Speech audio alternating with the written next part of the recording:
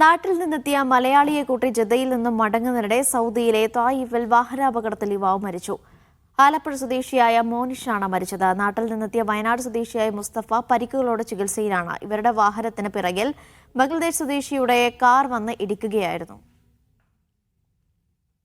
ഇന്ന് പുലർച്ചെ ജിദ്ദ വിമാനത്താവളത്തിൽ നിന്നും മടങ്ങിയവരാണ് അപകടത്തിൽപ്പെട്ടത്. വയനാട് സ്വദേശിയായ മുസ്തഫയെ റൂമിലേക്ക് എത്തിക്കാൻ വന്നതായിരുന്നു ആലപ്പുഴ രാമങ്കരി സ്വദേശി പുത്തൻപറമ്പിൽ ചിറവീട്ടിൽ മോനിഷ് മോഹനൻ. ത്വായിഫിൽ പെട്രോൾ പമ്പിൽ ജീവനക്കാരനായിരുന്നു മോനിഷ്. ത്വായിഫിലേക്ക് എത്താനിരിക്കെ മത്രക്കും മുഷേറക്കും ഇടയിലാണ് അപകടമുണ്ടായത്.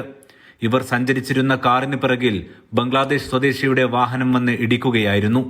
മോനിഷ് സംഭവസ്ഥലത്ത് വെച്ച് തന്നെ മരണപ്പെട്ടു. 35 വയസ്സായിരുന്നു.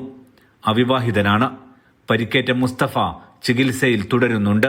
ഇദ്ദേഹത്തിന്റെ നില മെച്ചപ്പെട്ടു വരികയാണ്. വന്നിടിച്ച വാഹനത്തിലെ ബംഗ്ലാദേശ് സ്വദേശിക്കും ഗുരുതര പരിക്കുണ്ട്. KMCC വെൽഫെയർ വിങ്ങിന് കീഴിലാണ് നിയമ നടപടികൾ പൂർത്തിയാക്കുന്നതെന്ന് ത്വായിഫിലെ സാമൂഹിക പ്രവർത്തകൻ സാലിഹ് നാലകത്ത് അറിയിച്ചു. Media 1 Taif.